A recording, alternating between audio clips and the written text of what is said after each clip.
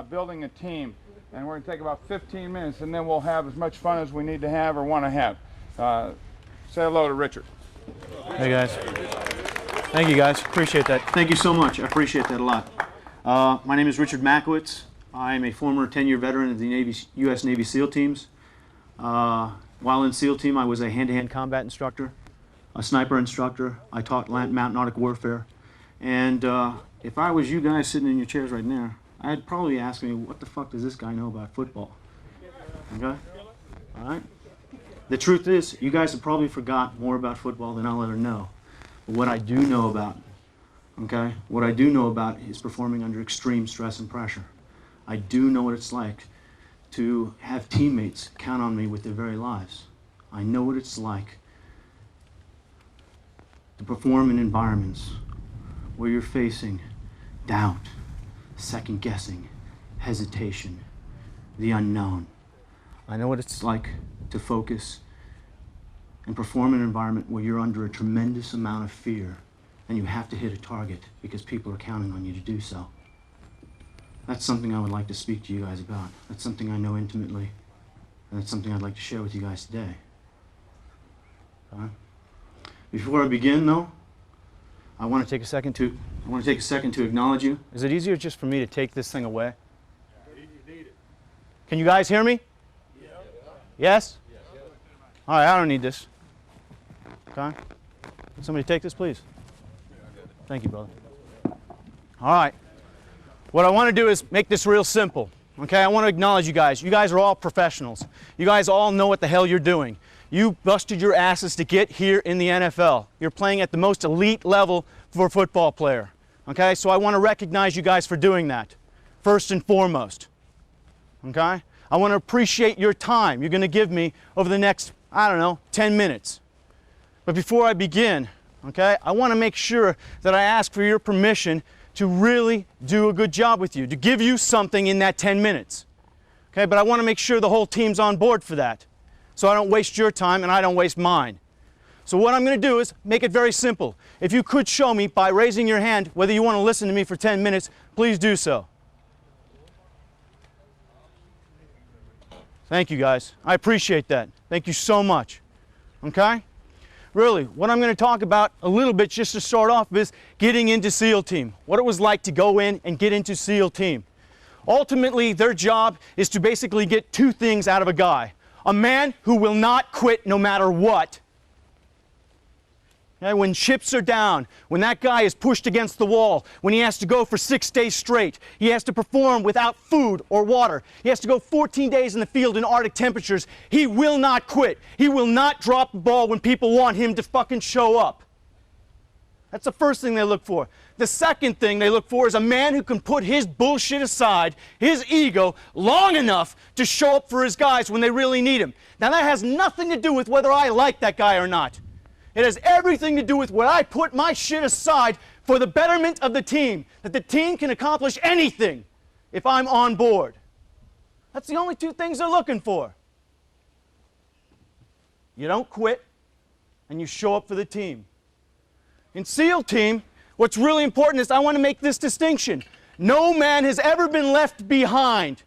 Shot, killed. No man has ever been left behind. Our job is, if the guy is dead, my job with the team is to go in and get his ass out. That's how much he means to me as a teammate. That is my stand. That is what I stand for as a U.S. Navy SEAL team. It's not SEAL 1, SEAL 2. It is SEAL Team 1, SEAL Team 2. Does that make sense? Guys, I need some heads to move up and down. I'm not a television, okay? All right? I don't drool off the side of your face. I need you to interact. Does that make sense? Am I bullshitting you so far? Okay. So the simple thing is they wanted to hone men into that caliber. They were willing to push us. They were willing to drive us. They were willing to challenge us to that extreme. Okay? They wanted to see what we were made of. So I was told, at the time, I was 6 foot, 150 pounds. Okay? I was told by everybody I was too small. I was too scrawny. I wasn't big enough. There was no way I could do it. A guy bet $100,000 that I wouldn't make it. I can't find the guy, but he bet $100,000 I wouldn't make it. Everybody thought I couldn't do it. Okay? So let me get something straight here. I felt I needed to get an edge, something that would help me out, something that I could rely on when I was freezing my ass off in that water, when they were humping me around carrying giant telephone poles, when they were busting my ass, when they wanted me to quit, when they were trying to find out what kind of man I'm going to be.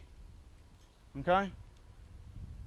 I needed an edge. I was fortunate. I was very fortunate that a friend of mine, had a brother who had already made it in the SEAL team. He sent me a picture. It's a silly picture. It had guys jumping out of a helicopter with a little rubber duck, a boat. Okay? But it looked cool. They were in camis. They were all sharp. They looked good. And I was like, man, that's what I want to do. Okay? But what was more important was written on the back of that picture.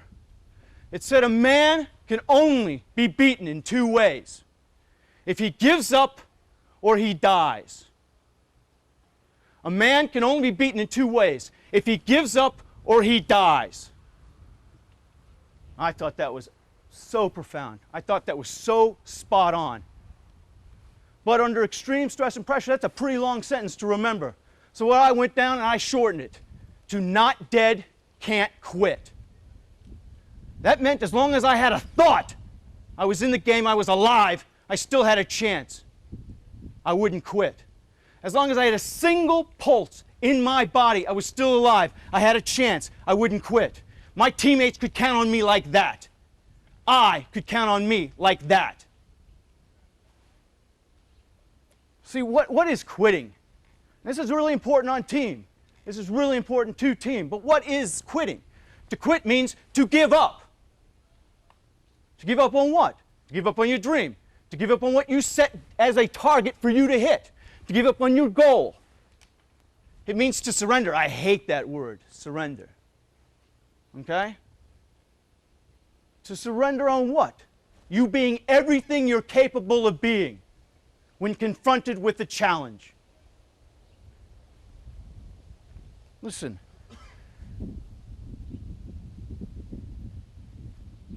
What really makes a man is how he shows up when the chips are down, when he's fatigued, when everything looks like it's going against him. How he shows up, that is what a man is all about. It is not what car you drive. It ain't what house you live in. It ain't what your friggin' shirt is. It ain't how much money you make. It's how you show up when people need you most. That's what makes you a man. When your family, when your teammates, when they need you most, that's what it's all about. But see, I want you to recognize something. The quitting conversation, okay? It's not as obvious as some people think. It's a very subtle conversation. Quitting. It starts off like this in SEAL team. Oh man, this is bullshit. Yeah? Think, I got to break ice. I had to ski in minus 65 degrees below zero weather to get to a place where I got to break the ice to get in the ocean and then dive on a submarine and drop a bomb off on it.